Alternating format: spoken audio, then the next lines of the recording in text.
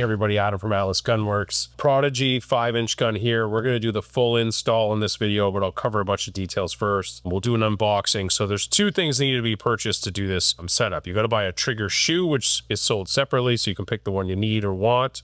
And then the grip kit. So the grip kit does not have a shoe in it because we don't know what color or size you might want. We're going to have to sell about another 100, 200, something like that of these grips, and then this box will be available. So they're in white boxes right now, but this is the new box coming soon. I've not really seen this yet, so this is an unboxing for me and you as well. So we've got a grip here, which I'll shortly cover all the differences between the staccato one and this one. We'll make specific grips for each gun that is popular enough to have them. So I'll cover those in just a minute. Small parts, beaver tail. Again, that beaver tail is different than the staccato. Mainspring housing and mag catch.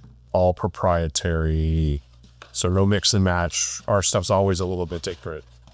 So I don't hate the new box. That's good. Step one, box. Rid of that. So what's different? The beaver tail is different and is not exchangeable. So the beaver tail you get if you have both a staccato and Prodigy and you take them apart together, the beaver tails are different.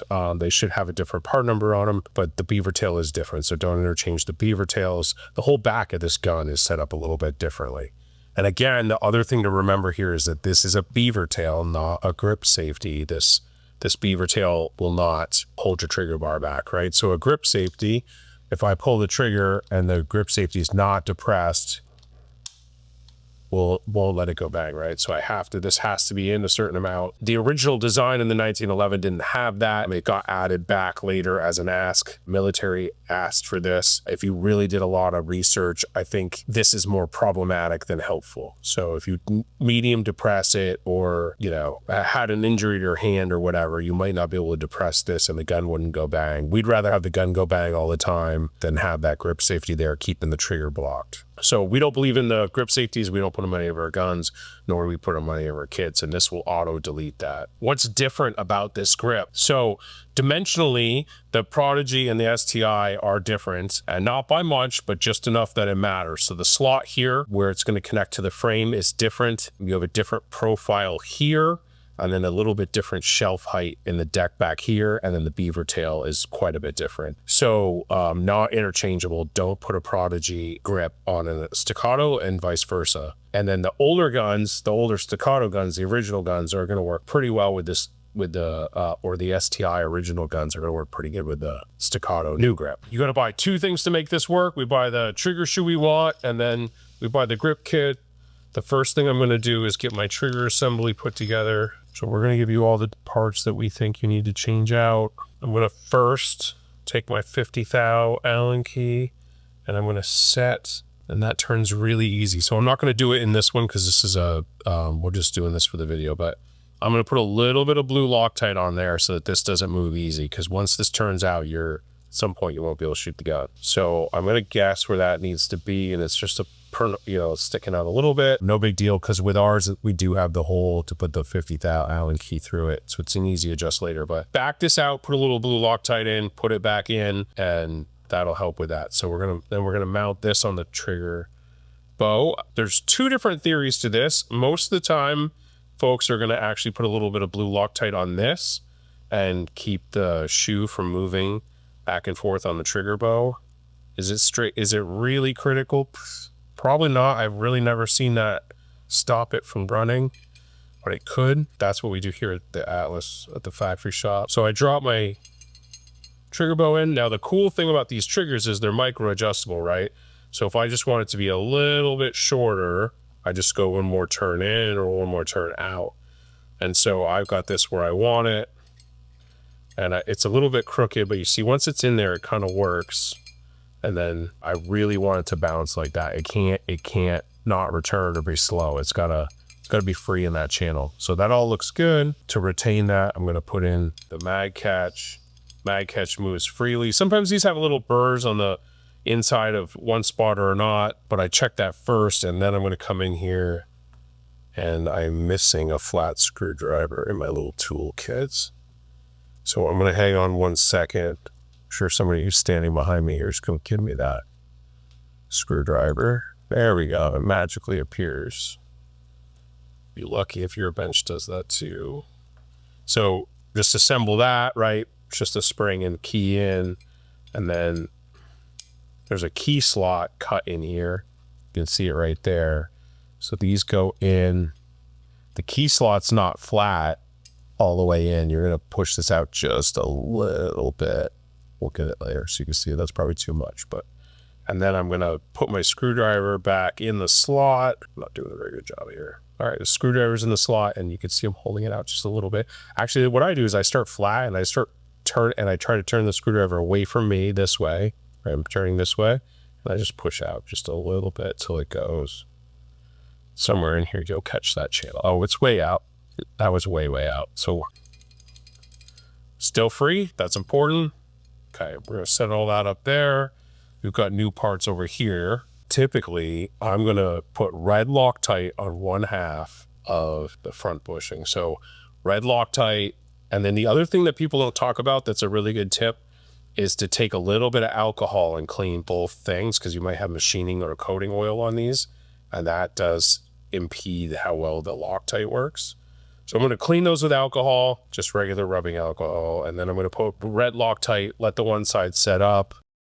And then that's setting up while I'm taking this gun apart.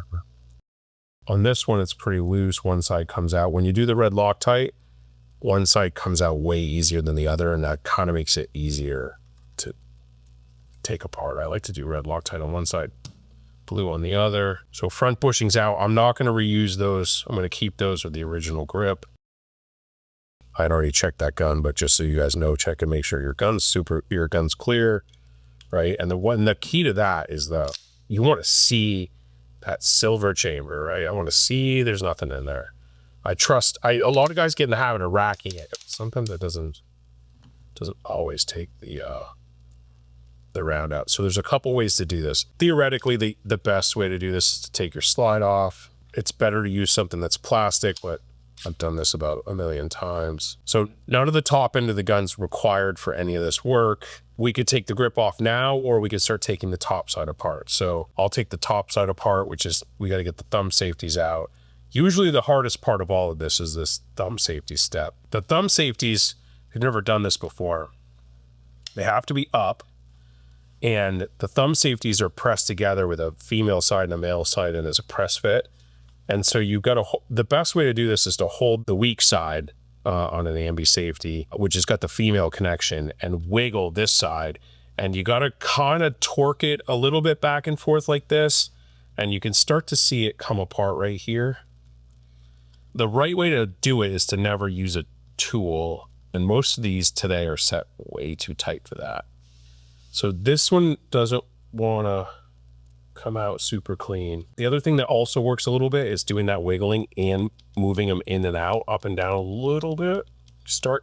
Oh yeah, see, that started to get it to go. I'm trying to show you guys that gap. Put that in and out. Now, once it starts moving, you just leave it up. You don't push down anymore. Once it kind of gets to like 1.5 or 2 credit cards could fit behind there. Man, we've done videos where we show tricks on how to get it. Now it's coming. You just wiggle it. You keep coming it out. So there's your female or your male side with just one slot. And then you've got, and they just added, I don't think the older ones had that. That's got a little pin retention there for the hammer pin to hold this thing in, which is a trick to keep them from falling out. But your connection's like this. I would argue this connection is a little bit tight. I'm sure we've got videos out there on how to make that fit a little bit better. This one's on the edge. This one's probably going to wear in to be perfect. So I wouldn't modify this, but there are tricks to smooth this up or take a little bit of material off here, make them fit better. But put our ambi safeties up top. You can dry fire these guns all you want. You never want to pull the trigger though and let the hammer fall on the frame up here. That's bad for both sides of the gun, the frame and the hammer itself. There's your actual working grip safety, which we're going to delete. So that's coming out. And there's, again, we could go 2 ways here. I think the way I would normally do this would be to take the pin out on the bottom here and let the mainspring come out first. So this is a plastic part, right, with its own Prodigy guts. Based on the kit, it looks like we're going to reuse these guts. So I'm going to put this to the side for a second. But I don't think I've ever put an aluminum grip on a Prodigy. I'm pretty sure I have it. So you guys are seeing me do this blind. So if you're a little bit mechanically inclined, this shouldn't be too big a problem. Yeah, so I don't think I've taken a Prodigy apart before and they didn't have this. So I think they just upgraded to where this pin, which is maybe good that I'm doing this because this isn't going to work very good with our safety, I don't think. Oh no, you're going to run the same safety, sure. So if you bought our safeties, we might need to send them in the future with hammer pins. I don't know if they'll have clearance, but that left side roll fits in over that pin and rolls up there. That's kind of like a cheater way to fix that. I don't know if you can see that, but that fits over that pin. Mainspring out, sear spring out. These two big screws, and that little click you hear, that's the Loctite getting broken, right? So we're gonna want to make sure we put Loctite back in this thing. That's my little trick, either when it's almost out or not. Oh, and they've changed their bush. That bushing looks a little different too. I don't like that either. Getting the real version here, what I like and don't like. All right, so this is almost out, but not quite. So I just pop them like that. And then if you put your finger in there, you could just spin this one more time and the whole thing comes apart. And that's a little bit. If you're not comfortable with messing, and I'm just gonna take it all apart because I don't care. The hammer and sear, you could put a little piece of tape over this side of that and hold that in. So all that doesn't fall out, but you should know how to take that apart and clean. So now my grip comes out. I've never seen a grip like this either. I don't know if that's where they're holding it. So there's your plastic grip. Plastic grip, go away. We're gonna come back to the mainspring. You're gonna see me do this the old fashioned way. But we normally have blocks built into the table, so we don't have to do this. And so I've got a spring in here with 2 plungers and then a pin holding it. So I'm gonna push it down a little bit, push that pin out, clear my tool back out, and then take this out as one unit. And so we would have probably given in your kit this piece, or maybe all of these pieces. This is long, and you want this piece to be long. So the cheap old way to do this is to have this piece have a short leg and it binds up in there. So this being long and the bottom's usually pretty uniform, are pretty standard. So this unit's gonna work great in our gun. The mainspring housing in this is super heavy. Can you go to a lighter one? Yes, this would be a good time for that. We'll do different videos about trigger jobs or whatever, but this mainspring housing, or this spring is so hefty, it's gonna be a lot of work to get it back in here. There's a lot of conversation about mainspring, what one you should run. So we'll do that in different videos, but we're gonna get this back in here. So the best way to do this is to take one of these pins, if you have an armorer's block, and you just push down on the pin. Sometimes you gotta guide them a little bit to start them, and then stick that little pin back in, and then that little pin needs to be flush. So just take something and hit it. So this needs to be flush like that. But one of these pins will help you on the way out too. If you take one of these apart a lot, you have a wood top bench. We just actually come in the side of the bench and drill a little hole and drive a pin in, and you have just a little pin right here. That's the easiest way. It's much easier than this even. And you could just take one of your old mag catch pins or anything with the round edged one, anything with a little edge, or put a little bevel on it. This mainspring housing's ready to go. So we're just gonna start to go backwards. So I'm gonna put my grip on. Now this could go one of a couple different ways. I'm gonna push this and it just goes all the way on and there's no issue, which is what we expect to see about 90% of the time. And I'm gonna pull it off and make sure it's still goes and it just gets tight at the very end, but it's not super, super loose. This is the best case scenario. If in fact you push on this and it stops right at the end, what you want to do is wiggle it back and forth a little bit. And what you'll see, or what you'll start to feel is that one of these, there's these little square bars in here, right? So this is the front and back is hooking up with this in the frame.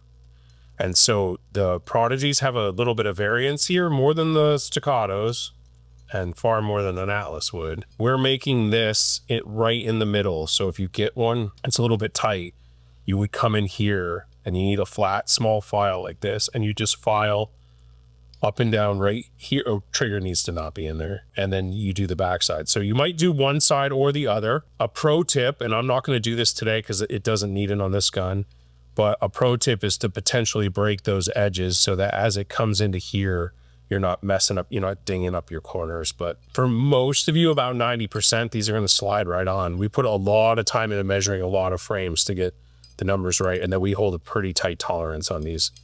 So this one goes on. That's the easy way. Again, 9 out of 10 of you guys are gonna get that. I'm gonna check the trigger once I do this again. Totally loose, we love that. So we're gonna start going backwards here. I'm gonna take the grip bushing, our half moon grip bushing. I'm gonna slide it with one finger. I've done so many of these. And I don't care if it's a little bit crooked in there, that's fine. I'm gonna take our 2 screws. These need to have Loctite on them. Blue is perfect. So a little bit of blue Loctite. And I'm gonna start this. So now I'm started. And now I'm gonna line it up after that. So what I'm gonna do is, you can see, if you look in there, that that's crooked. I'm just gonna take my fingernail and guide it as I pull it. And then right when it gets lined up like this, it'll get a little bit tough to pull. And what you want to make sure is that these 2 ears aren't just sticking up on that. If it's tilted like this and one ear's up, you'll pull it and it'll break the ear off. And that bushing is probably good for one run, you know, but as the bushing gets older, it won't work. So it's really pretty. Again, this one went right. Now this side just did the same thing, right? That ear, see that ear up? If I cranked on that, it ripped the corner of that ear off. So a little bit of blue Loctite.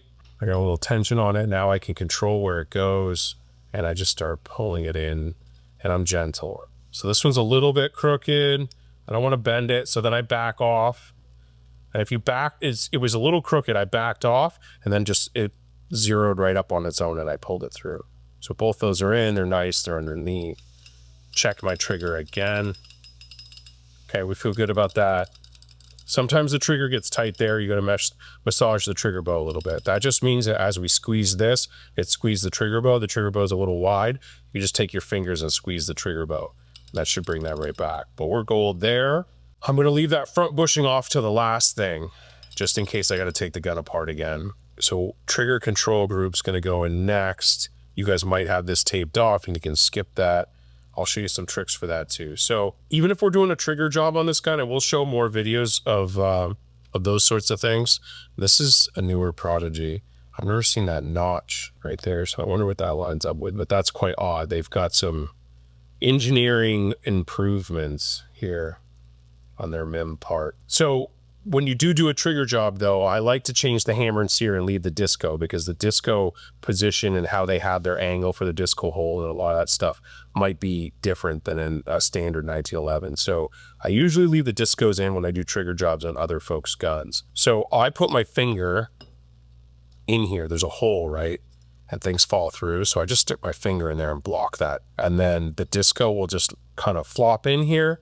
And I'm gonna use this finger to help lift it up and get it in the disco hole, and then the back part sits right on the trigger bow, and it's perfect. So now at this point, if you're doing a trigger job or bought a trigger kit, you're going to change the sear and hammer, and you shouldn't have to really massage them. You should change them, but we're going to take the original Prodigy sear, and I'm going to hold it over that spot. This is a good camera angle, and drop it, and it usually drops on. If you guys can hear that cameo, my puppy's sleeping and having a little dream over there. So if you looked at this like this, and the camera's not going to show it, but the disco and sear are sitting low to the pinhole. So I'm going to use this finger and just lift them up like this. And I can just guide it so that when I go to put the pin in, everything's lined up. So I just lift those up, and then I massage a little bit, and boom. So that pin needs to go through the sear holes. There's 2 of them. And then in the middle of that, it's actually sitting through the big hole on the disco. So when you shake it like this, if that disco falls out, you miss the disco. But we're good there. The hammer's much easier because you can control it from this side. So you just put the hammer so it's lined up. In this case, if you're running their Prodigy safeties, we're gonna use that Prodigy pin with that weird side. It's gonna go first. A normal pin would be flat on that side.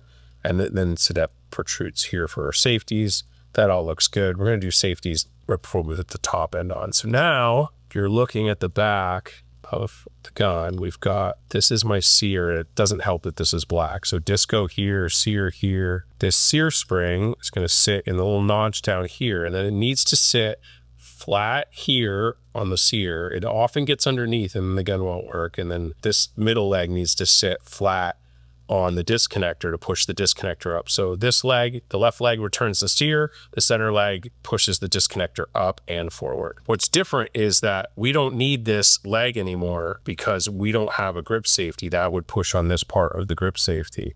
So I just bend these back so that they're not really doing anything. You can flatten them with a pair of pliers or whatever, but we just want to get those out of the way. So my sear's in, it looks good. I'm gonna then take my assembled mainspring housing, push it up, not quite all the way, and then the trick to this is to just get that lined up. So see, I'm right in the middle, and then just push it up.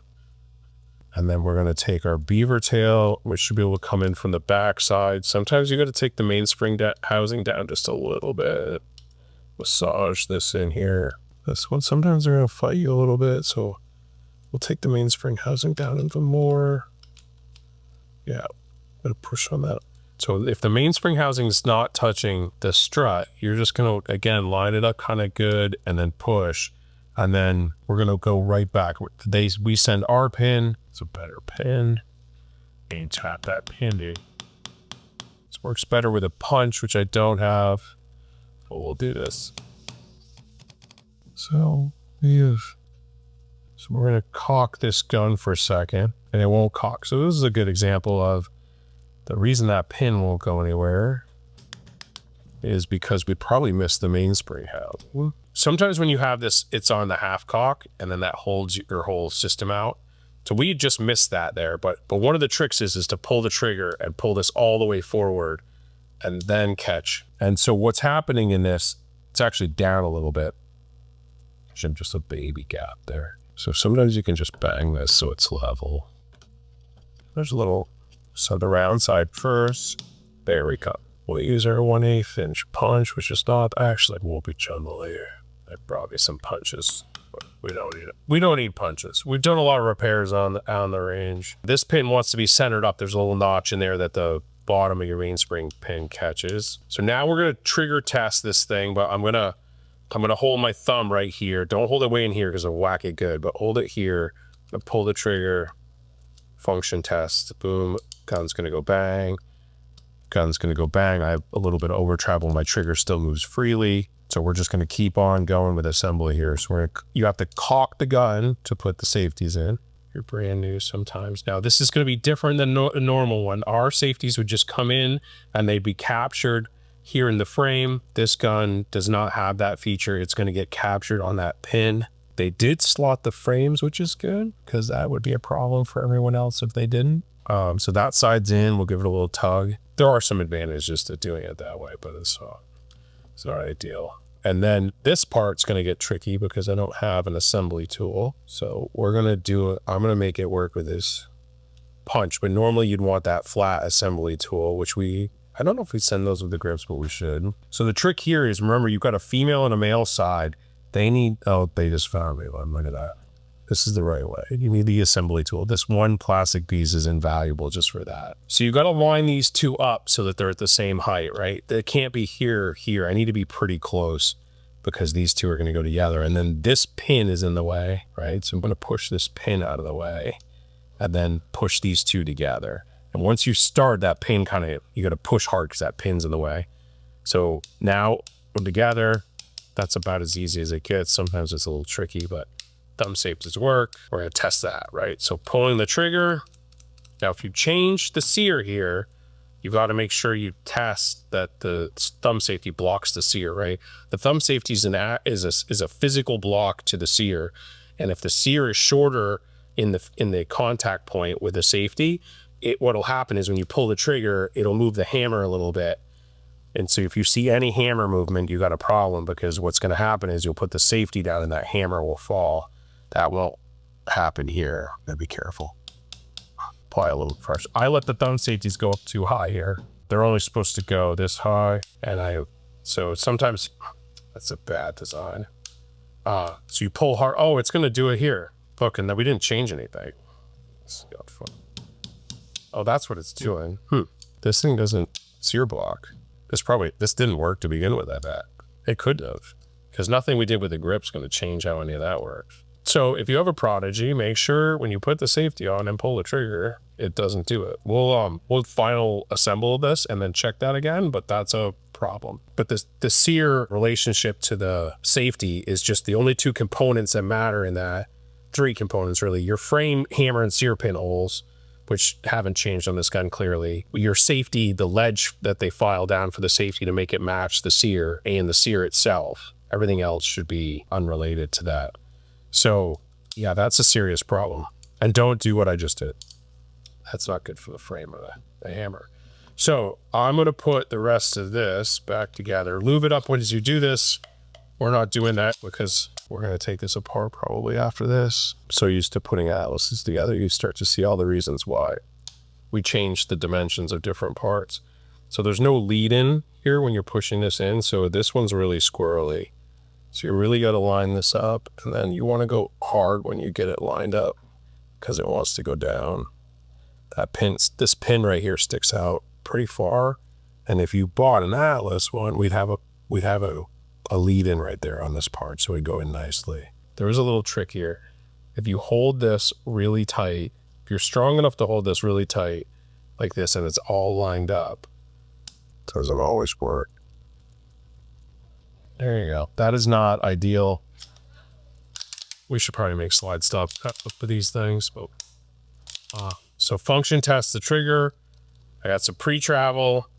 I have a little bit of over-travel. You need to have a little bit of over-travel. You can't have it be zero or it won't work. You can see this trigger is just a little bit creepy right there. That's a function of the sear and hammer engagement. So we'll go back to our thumb safety test here. Oh, see, it works. All right, so do that test with the gun altogether because the travel on the thumb safety lets it go a little extra high. And if you can see here, that's blocked by in this case, it's blocked by the slide, and that's the difference. Some guns, they've got their own track in here, and that would limit them out. So this gun does function and work as it should. So trigger works, safety pull really hard, trigger doesn't go bang, hammer doesn't fall. That's good. So we're in good shape. So the last step, we're going to put this in. And this has got red on one side. I like to put a fair amount of blue. Again, probably these two little screws are the most important to clean. So I would clean these with alcohol pretty extensively so that they did work. Then I'm just going to spin these two. And then I'm going to function check it with a mag. I won't make you guys watch me do that, but that should all work well. And then the very final thing is we can adjust our over travel. So we can come in here with a 50 thou Allen key and turn. Again, you're going to have some Loctite, so the screw's going to turn harder for you. I think we say they have to have at least 50 thou of over travel. Honestly, everybody wants these because it feels good on the bend.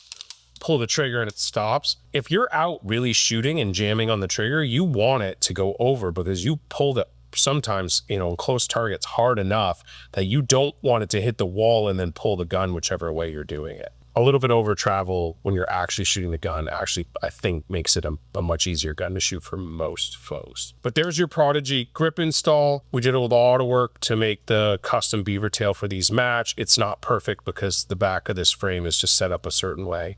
It's really set up to have a movable one. So it's as good as it's going to get. It feels amazing. And then a lot of reasons to put the aluminum grips on, or metal alloy grips, I should say. They really change how the guns shoot. So your performance is going to get a whole lot better. A trigger job and an aluminum grip make these guns pretty usable, both in competition and as range guns. So don't be afraid to put the grip or an investment on a Prodigy gun. Springfield's building good pistols right now. There's a couple of new things in here, so continue to see improvements from them, which is great. For this price point, this gun with the aluminum grips beating a lot of the guns at a bigger price point. So even though there was a little bit of a rough start with the Springfield guns, we're super happy with the trajectory they're on. We're going to continue to make parts and support these. This is probably more than turbocharging. So aluminum grip install on a Prodigy. Hope to see you guys on the range soon.